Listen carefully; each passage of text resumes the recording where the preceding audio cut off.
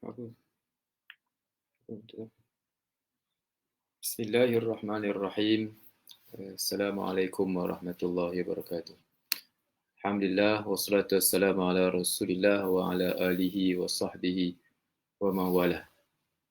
Pada hari ini kita akan bincangkan salah satu daripada topik dalam subjek Islam dan Secularism ini ialah pengenalan tentang Islam liberal.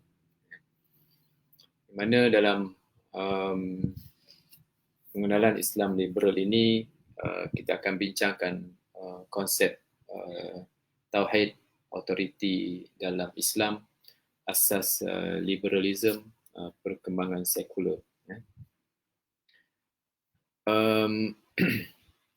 Kita mulakan dengan tauhid. Tauhid ini sebagaimana yang kita tunjukkan dalam gambar ini ialah satu iceberg, di mana iceberg ini mempunyai asas yang kuat di bawah air dan ditonjolkan di hadapan ataupun di atas air itu tonjolan yang nampak mungkin kecil bongkar airnya, tetapi dalamnya sangatlah dalam. Secara tak langsung dia menggambarkan suatu asas yang kuat yang kita perlu berpegang teguh dengannya. Tauhid, asas yang kuat yang kita perlu berpegang teguh dengan asas tauhid ini. Dia mungkin berlawanan dengan liberal. Liberal dia mau bebas. Tauhid dia mensatukan. Liberal dia membebaskan. Mungkin jadi satu, jadi dua, jadi tiga, dan dia tak kisah berpegang dengan berapa pun kerana dia mahu ada kebebasan. Tauhid dia mensatukan sesuai dengan maksud perkataan tauhid itu sendiri, membawa erti mensatukan. Konsep tauhid ini konsep yang membawa suatu autoriti, autoriti, iaitu pihak yang tertinggi yang perlu ditaati dan dipatuhi. Jadi bila kita berpegang dengan konsep tauhid, bermakna ada pihak yang kita perlu patuh, kita perlu ikut, kita perlu taati kerana dia pihak yang tertinggi, yang akhirnya segala perkataan dan perbuatan kita terikat dengan ikatan pihak yang tertinggi ini. Inilah yang kita fahami apabila kita mengucap dua kalimah syahadah la ilaha illallah Muhammadur Rasulullah, maka di situlah terkeluarnya rasa ketaatan Tuhan itulah Allah lah yang layak untuk disembah, tiada Tuhan lain, dan itulah kita berpegang kerana ada terdapat autoriti Allah Ta'ala sebagai Tuhan yang menjadikan kita dan tiada Tuhan lain yang layak untuk disembah. Okay. Bagi menjelaskan realiti perkara ini, mari kita tengok. Mari kita tengok gambar ni supaya kita jelas di manakah kedudukan kita dan di manakah autoriti ni Allah Ta'ala dalam mentadbir, mengurus dan menjadikan kita. Di sini gambar bumi. Ini gambar bumi. Bumi dan ini juga planet-planet yang lain. Kita mungkinlah tinggal di sinilah, satu titik di atas bumi ini. Okay. Kita bandingkan dengan planet yang lain, dengan planet Jupiter, Saturn, kita dapati bahawa kita sudah makin kecil. Planet lain adalah besar. Jupiter besar, Neptune pun besar daripada bumi, Pluto mungkin kecil daripada bumi. Kita bandingkan lagi dengan gambar yang lain, dengan matahari. Wow, matahari jauh lebih besar daripada bumi. Bumi halus je bumi, nampak kecil je bumi. Ni kalau kita bandingkan dengan matahari, satu bola api yang begitu besar. Okey. Kita bandingkan lagi bumi dengan planet yang lain. Ada planet yang lain yang lebih besar. Arcturus ni, Pollux ni lebih besar, jauh lebih besar daripada bumi.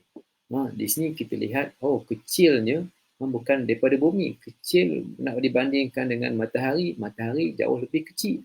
Nak dibandingkan bumi, lagilah kecil. Kita tengok satu planet yang lain, planet Antares. Wow, planet Antares lebih besar daripada planet tadi. Arcturus tadi kita dah besar dah. Kita banding planet Antares ini berbanding dengan dengan Arcturus, dengan bumi, dengan apa lagi. Di manakah kita? Jadi persoalan yang mungkin timbul ialah bagaimanakah Allah Ta'ala yang mengurus semua benda ni? Bukan kecil-kecil planet. Kita je rasa kita besar. Kita ni nak tahu besar tak besar, kena banding baru tahu besar tak besar. Kita ni hebat, badan kita orang Melayu hebat. Nak tahu hebat tak hebat, cuba banding dengan orang yang lebih besar. Jadi bila dibandingkan dengan orang yang lebih besar, maka kita akan tahu hebat tak hebatnya kita. Kalau kita bandingkan kita orang dewasa dengan kanak-kanak kecil, memanglah kita besar. Jadi nak tahu besar tak besar, kena buat perbandingan. Kalau kita bandingkan dengan yang paling kecil, maknanya kita besar. Kita bandingkan yang paling besar, maknanya kita kecil. Bagaimana kita bandingkan dengan planet-planet yang lain, tentulah kita akan dapat bayangkan betapa hebatnya Allah Ta'ala yang mencipta alam ini, yang akal kita tak dapat nak bayangkan bagaimana kehebatan Allah Ta'ala yang menciptakan satu sistem galaksi, bumi, benua bintang yang jauh daripada akal fikiran kita. Okay. Di sinilah terletaknya authority. Bila Allah Ta'ala menjadikan Tuhan, dan dialah Allah Ta'ala lah Tuhan yang layak disembah, di situlah terletaknya authority Allah Ta'ala, Tuhan yang mesti dipatuhi, diikuti oleh semua manusia. Okay. Itu bahagian yang pertama. Dan saya kira bahagian ini telah pun dijelaskan dalam kuliah-kuliah yang lalu, kuliah yang pertama, kuliah yang kedua tentang tauhid. Dan perbincangan tentang liberalism ini perlu dilihat, perlu ada perbincangan tentang authority ini supaya kita faham di manakah, daripada manakah kedudukan asas perbincangan liberalism ini. Jadi ringkasnya perbincangan liberalism ini bertitik tolak daripada perbincangan tauhid yang menumpukan kepada satunya Allah Ta'ala, mensatukan Allah Ta'ala, kerana kita tidak layak, tak ada manusia lain, tak ada makhluk yang lain, melainkan semuanya mestilah menjadikan Allah sebagai Tuhan yang mesti disembah, kerana Allah Ta'ala satu-satunya pencipta alam semesta ini, tak ada lagi mana-mana pencipta. Oleh kerana itu kita perlu taat, patuh, setia, ikut apa kata Allah Subhanahu Wa Taala. Okey. Bagi liberalism pula, liberal ini bermakna bebas. Liberal bermakna bebas. Liberalism ialah pemahaman yang berpandangan bebas. Liberal bermakna bebas, terbuka, tak ketat, tak rigid. Ni liberal. Jadi lawan kepada ataupun fahaman liberal ni dipanggil dengan liberalism. Liberalism. Pemahaman yang berpandangan bebas, pemahaman demokrasi, ada kebebasan. Ini pada asasnya begitu. Okey, bila didefinisikan dengan lebih detail lagi, apa itu, what is liberalism? Liberalism ialah manusia memahami urusan mereka, dia punya kepentingan mereka lebih baik daripada orang lain, daripada kerajaan ke apa-apa. Mereka ada kelayakan, kemampuan untuk berfikir apa yang baik untuk diri mereka sendiri. Ini yang mereka sebut tentang liberalism. People understand their own business and their own interest better, lebih baik daripada orang lain, daripada government ke, daripada Tuhan ke, semua ni tak masuk campur. Manusia ini dipanggil dengan liberalism. Okey, jadi dia maknanya memusatkan keupayaan itu kepada individu. Memusatkan keupayaan power itu pada individu. Individualism. Liberalism ada kaitan dengan individualism. Meletakkan keupayaan pada individu. Kita tidak. Kita meletakkan keupayaan itu kepada ketuhanan. Tauhid meletakkan kepada ketuhanan. Bagi liberalism, meletakkan semua itu kepada individu, kerana individu bagi mereka ada keupayaan ini. Dengan ini secara tidak langsung mereka menolak konsep ketuhanan. Mereka tak terima tentang Tuhan. Ha? Ha. Kita menerima Tuhan, mereka menolak Tuhan. Bila mereka menolak Tuhan, secara tak langsung mereka menafikan kelebihan yang ada pada Tuhan, otoriti Tuhan. Mereka menafikan dan menepikan perkara berkenaan. Kemudian kita pergi dengan lebih dalam lagi. Liberalism menolak otoriti agama. Mereka ni golongan liberalism ni, mereka tidak menerima otoriti agama, power agama, kehebatan agama. Mereka tak terima perkara ini. Kerana bagi mereka kebenaran itu relatif. Maksud relatif, kebenaran ini boleh datang daripada agama, datang daripada manusia, datang daripada mana-mana, tak masalah. Kenapa kita nak perlu berpegang kepada agama? Kerana sebahagian daripada agama tu bagi mereka bercanggah dengan akal, bercanggah dengan kepentingan kita, bercanggah dengan kemahaman kita. Di mana boleh kita terima agama? Apa yang kami buat ni pun betul juga. Kamu jangan mempertikankan kami salah. Jadi bagi golongan liberal, mereka menolak otoriti agama. Otoriti agama ni bagi mereka tidak terpakai. Apa maksud otoriti agama? Otoriti agama ni ialah kebenaran yang ada pada agama sebagai kebenaran yang mutlak. Maksud kebenaran yang mutlak, kebenaran yang tak boleh dipertikaikan. Contohnya kebenaran mutlak ini ialah mengatakan bahawa Allah Ta'ala itu esa, satu. Esa. Tak boleh kita nak mempertikaikan, ada Tuhan dua, Tuhan tiga, tak ada. Kebenaran itulah. Itu yang maksudkan kebenaran mutlak. Mereka tak terima konsep kebenaran mutlak ni, mereka tak terima. Kebenaran mutlak ni, dia hanya ada pada wahyu. Kebenaran mutlak ada pada wahyu, dia tak ada pada perkara yang lain. Kerana pada perkara wahyu ni terletak bagi kita pentingnya Quran itu, kerana di situlah intipati yang kita boleh berpegang. Yang kita berpegang kepada wahyu yang tidak boleh dipertikaikan. Bagi kumpulan liberal, mereka tak mahu berpegang dengan wahyu.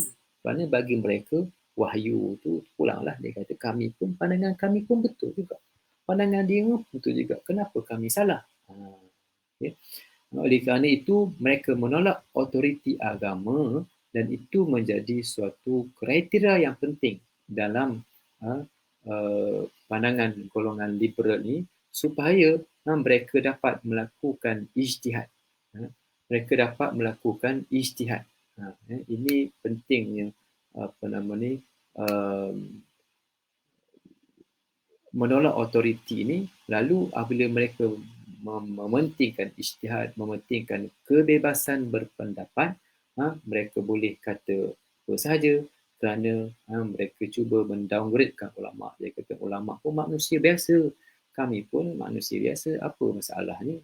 Kan, ulama' itu orang, kami pun orang, pandangan kami pun kan, betul juga, pandangan ulama' tu pun kalau nak betul lah. Jadi kan, ini kita kata cara the way ataupun cara mereka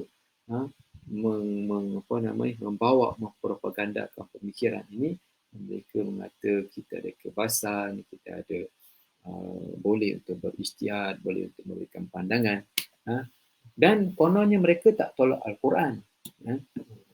Mereka tolak tafsirannya sahaja. Ini mungkin yang mereka kata kerana mereka tak tolak Quran, tapi sebenarnya mereka menolak tafsiran juga bermakna menolak Al-Quran itu secara tidak langsung. Seterusnya kita pergi tengok kepada asas pemikiran liberal. Asas pemikiran liberal. Dalam pemikiran liberal ini,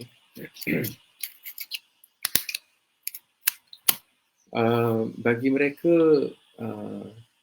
ada beberapa 4 perkara yang perlu untuk kita dalam ini. Yang pertama, tidak boleh memaksa agama ke atas orang lain. Tidak boleh memaksa satu-satu pandangan agama kepada orang lain. Kalau diwajibkan bertudung, tak wajib memaksa bertudung kepada orang lain. Paksa-paksa ni mereka tak terima. Mereka tak terima jenis paksa-paksa yang mereka tak terima. Itu pandangan dia. Jangan kita paksa agama ke atas orang lain. Ini tak betul. Ini pandangan mereka. Kita kata kan, kerana kau orang Islam, kau kena terima lah. Kan? Mereka kata tak boleh paksa. Kan? Tak boleh paksa. Jadi kerana bila paksa ni, agama tidak lagi menjadi sesuatu yang ikhlas. Agama merupakan satu paksaan. Kita kata, iyalah, anak-anak kita mula kecil, daripada kecil kita paksa dia, kita didik dia supaya besar dia jadi baik. Ini bermula dengan paksa. Bahkan kecil-kecil lagi kita dah bebas lah, kau nak pergi apa, tak boleh paksa, tak boleh itu kan. Jadi walaupun sekarang ni banyak cara pendidikan ini memberi pilihan kepada anak-anak, tetapi kita sebenarnya mengajar dia memilih cara yang betul, memilih gaya hidup yang betul supaya dia dapat menjadi suatu manusia yang berguna. Okay. Jadi kenapa mereka tak lipat, mereka menolak sebarang paksaan agama ke atas orang lain? Kerana dia hanyalah tafsiran manusia saja. Jadi ini bagi mereka lah sebagai contoh, kalau nak paksa orang bertudung, boleh tak paksa orang bertudung? Jadi mereka tak menerima, tak boleh paksa orang bertudung. Tapi kita orang Islam ni, dalam konteks kita, kita boleh membuat undang-undang. Ini mereka tak terima undang-undang. Kenapa mereka tak terima undang-undang? Kerana undang-undang itu daripada Tuhan. Kita boleh mengenakan undang-undang untuk mengawal manusia dalam kadarnya yang minimum. Dan dan boleh undang-undang itu dilaksanakan. Sebagai contoh, kita melaksanakan undang-undang supaya orang yang berpuasa, orang yang tak puasa, kita tangkap makan di tengah orang ramai. Kita boleh melaksanakan undang-undang itu. Tapi kan untuk sampai tahap orang yang tak semayang, kita nak paksa semayang, susah sebab nak laksanakan undang-undang itu susah. Dan ada sebahagian daripada hukum Islam ni kita kena laksanakan menerusi jalan dakwah, bukan jalan paksa. Tapi ada sebahagian ni kita boleh laksanakan undang-undang. Bila laksanakan undang-undang tu semua orang kenalah. Ini perlu ditimbang dengan baik, manakah yang boleh dilaksanakan undang-undang dan manakah yang tidak. Agama adalah dogma dan dakwaan yang tidak berasas, yang tidak berpijak di bumi yang nyata. Bagi mereka, agama merupakan satu dakwaan. Dogma ni adalah suatu khayalan je. Dakwaan khurafat. Tak ada berpijak di bumi yang nyata di dogma. Dakwaan yang tak berasas. Agama-agama datang daripada mana? Kau percaya sangat agama-agama ni. Kita percaya agama kerana agama datang daripada Tuhan. Mana buktinya? Kerana Tuhan Quran ada mukjizat. Mereka ni tak terima benda-benda ni. Mereka kononnya menerima alasan yang berasaskan kepada logik dan rasional. Kita bukan tak terima logik, kita terima logik pada tempatnya. Ada bahagian-bahagian dalam agama, khususnya bahagian ibadat ta'abudi ni, ibadat mahadah ni, kita tak terima alasan kita tak terima logik. Kenapa contohnya semayang 4 rakaat, kenapa wuduk batal dengan kentut batal. Benda-benda ni benda-benda yang tak budi. Tapi ada sebahagian besar daripada agama ni benda yang boleh dirasionalkan. Jadi kedua-dua perkara ini ada dalam Islam. Tapi mereka ni semua nak logik. Jadi kita tak bolehlah macam gitu. Dan semua nak tahu sekarang. Ini contoh yang boleh kita bagilah. Budak 5 tahun yang main benda yang berharga, benda yang membahayakan. Main pisau yang tajam, budak 5 tahun. Kalau kita jumpa budak 5 tahun yang main pisau yang tajam, kita ambil. Kenapa kita ambil? Kita takut dia membahayakan. Kan? Bila dia membahayakan, maka ini satu yang bagi budak-budak tadi, ini merobek dia punya kebebasan dia. Kan? Dia kata dia nak main. Kan? Budak ni dia tak fikir mana ada bahaya, dia kata. Dia nak potong-potong kertas je, nak potong-potong daun je, dia kata. Kita kata, dah bahaya, pisau ni tajam. Dia marah. Mana ada? Kan? Dia nak tengok bukti dulu. Jadi ini sifat yang kita dah bincang dulu. Orang Islam melaksanakan hukum Islam walaupun belum bukti. Dia cuba laksanakan dan membuktikan kebenaran Islam. Orang fasik, dia nak tengok bukti. Orang munafik, dia main-main. Dia semua main, ada bukti pun dia olok-olok, dia ejek, tak ada bukti pun sama. Orang kafir, dia menolak sebarang bukti. Jadi mereka kata kononnya menerima logik. Kan rasional. Islam, kita dah huraikan tadi lah. Dan mereka juga berpandangan agama tu tidak sakral dan terbuka kepada tafsiran. Ni yang kita sebutkan tadi, ijtihad tadi. Agama tu bagi mereka ni tidak sakral. Dan terbuka kepada pelbagai tafsiran. Maksud terbuka kepada tafsiran.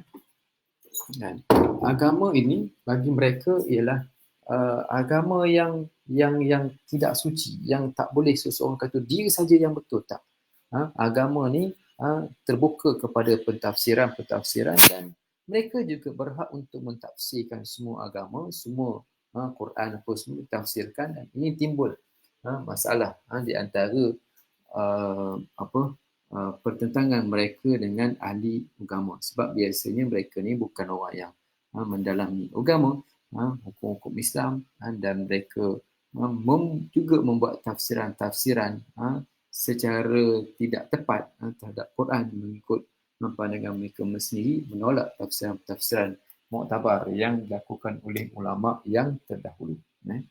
Dan mereka juga menganggap semua agama itu sama. Kerana bagi mereka sama je agama. Kita tidak begitu. Menolak hukum Islam secara terang-terang maupun tersembunyi. Mereka tak suka. Sebab apa mereka menolak undang-undang Islam? Khususnya undang-undang yang berkaitan dengan mengatur hubungan manusia. Mereka tolak kerana undang-undang ini bila dikuatkuasakan, maka dia memaksa. Sebab itu mereka tak berapa menerima hukum hudud. Bukan sekadar mereka tak terima hukum hudud, tetapi mereka menolak hukum hudud tadi kerana hukum hudud itu adalah suatu hukum yang berteraskan kepada hukum Tuhan. Bila dia hukum Tuhan, maka dia tak boleh nak terima lah dia sebagai hukum Tuhan. Kalau dia sebagai hukum manusia, mungkin mereka boleh terima. Sebab kalau kita bincangkan tentang hukum hudud, kita kata hukum hudud ni tidak membawa kezaliman kepada manusia, bahkan dia menjaga manusia dengan cara yang baik. Maknanya dikenakan hukum hudud ni kepada orang yang memang sangat jahat, sebagaimana yang kita selalu bincangkanlah. Kalau orang yang sangat jahat memang patut kena hukum hudud, sangat jahat. Kalau dia tak cukup syarat, dia bukanlah terlepas langsung daripada undang-undang. Sebagai contoh, nak cerita jahat tak jahat ni, hukum kepada penzina. Sekiranya ada orang berzina di tengah-tengah orang lain, di tengah-tengah, dalam syarat hudud ni mesti tengok 4 orang saksi, ramai saksi yang tengok. Kalaulah orang boleh tengok dia melakukan zina tengah-tengah orang, celapak tengah-tengah orang buat zina, ni maknanya dia orang yang jahat sangat. Orang yang sangat jahat ni memang patut pun kena undang-undang ni. Tapi kalau dia buat di tempat yang sunyi, tertutup semua, kalau ada orang tengok dan tak cukup syarat, dia tak lepas. Tapi dia akan kena juga. Kan? Tapi bukanlah bermakna dia terlepas daripada hukum hudud. Ada juga kena dengan undang-undang yang lain. Bererti undang-undang hudud ni memang dikenakan kepada orang yang sangat jahat, kepada mencuri sampai tengok ada berapa orang saksi dia tengok dia mencuri dengan jelas, dengan apa, maknanya dia memang sangat jahat.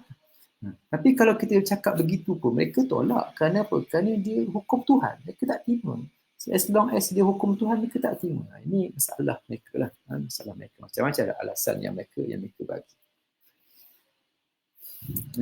Menolak hukum Islam dengan cara yang keras, halus atas nama Islam. Ini lebih jahat lagi yang kita bincang dalam Islam dalam slide yang akan datang.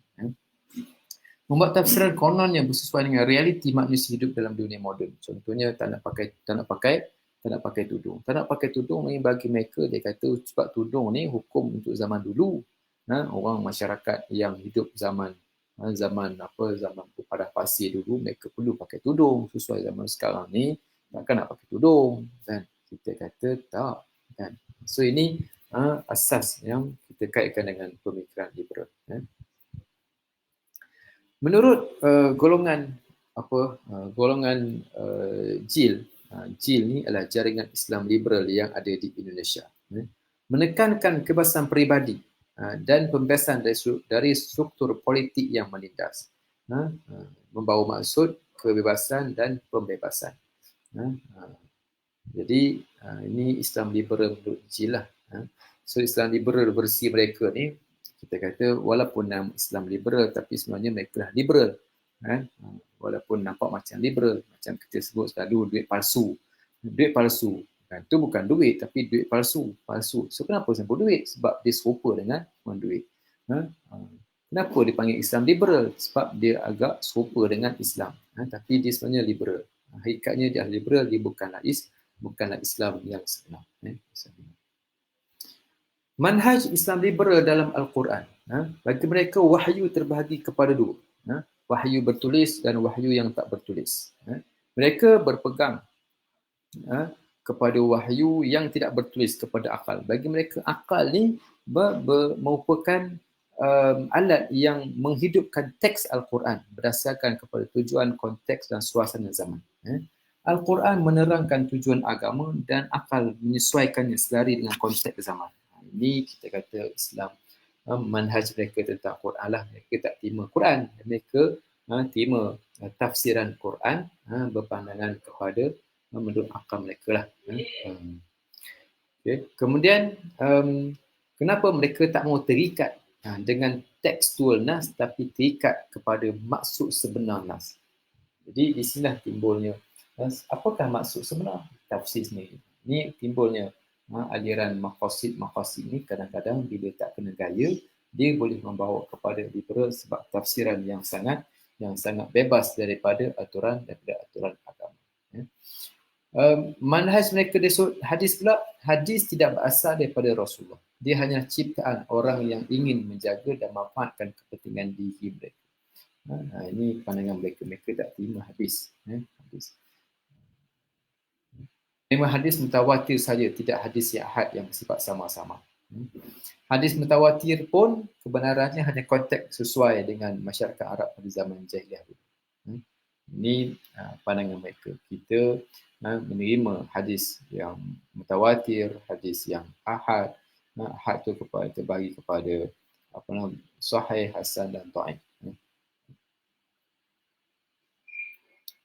Dan lebih teruk lagi, hadis-hadis tentang azab kubur, suasana hari akhirat, Isra Mi'raj, Dajjal, semua ni adalah cerita rekaan para perawi hadis untuk memberi pengaruh kepada orang ramai pada zaman mereka.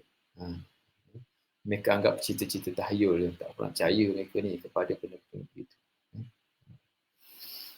Kesilapan paling besar dilakukan oleh imam hadis, mereka hanya memberi tumpuan kepada perawi hadis, tidak tumpuan kepada matan. Macam-macam lah orang ni. Jadi saya taklah nak mendetailkan perkara ni kat sini. Panjang cerita kat sini lah. Dan ilmu Islam, usul tafsir, usul fiqh, usul hadis ialah man-made buatan manusia yang tidak sunyi daripada pelbagai kecacatan dan kesalahan. Mereka menganggap itu.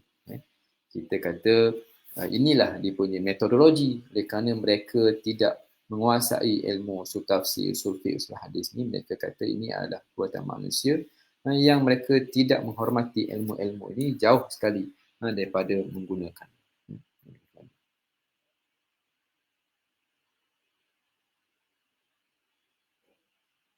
Ini contohlah pembahagian harta faraid, mereka tolak, suami menjatuhkan tolak, mereka tak diterima, penceraian hanya boleh diputuskan oleh hakim mahkamah. Ini telah diterimalah sekarang. Walaupun suami boleh menjatuhkan talak di rumah, tapi benda itu akan jadi bila dijatuhkan sekali lagi oleh hakim, dan siapa yang menjatuhkan talak di rumah akan dikenakan denda lah.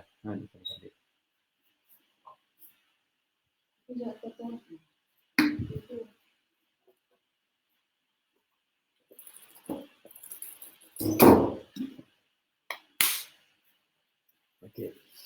Seterusnya, cakap tentang hak untuk poligami, hak sini semua antara isu-isu yang mereka sering perkatakan lah. Contoh perjuangan mereka lah kempen kawalan anti moral, anti kawalan moral. Dia baca ni, Jawi yang menahan pada tahun 2005 100 orang pengunjung kelab Zouk, kelab malam Kuala Lumpur, IFC, dan juga kumpulan G25, kumpulan Sistem Islam, dan juga kumpulan-kumpulan yang lain lah yang boleh kita kaji aspek pemikiran mereka. Ini antara tokoh-tokoh apa nama ni yang mereka bawa, Mustafa Akyol, Rethinking Secularism, sebagainya mereka bawa ke sini. Antara buku yang menulis tentang perkara ini ialah buku Menjawab Islam Liberal, dan juga buku Pemikiran Islam Liberal Dr. Ugi Soeharto, dan juga buku ini juga saya punya buku Islam Menangani Kepelbagaian. Ringkasnya, Islam Liberal ni satu pemikiran yang cukup virus kepada umat Islam, kerana dia menjanjikan satu tafsiran agama yang logik, yang kadang-kadang nampak macam sesuai dengan logik akal manusia, tapi sebenarnya dia membawa racun yang boleh menyesatkan manusia. Jadi mudah-mudahan penjelasan ini dapat memberikan suatu gambaran kepada kita tentang maksud Islam liberal. Wallahu alam. Assalamualaikum warahmatullahi wabarakatuh.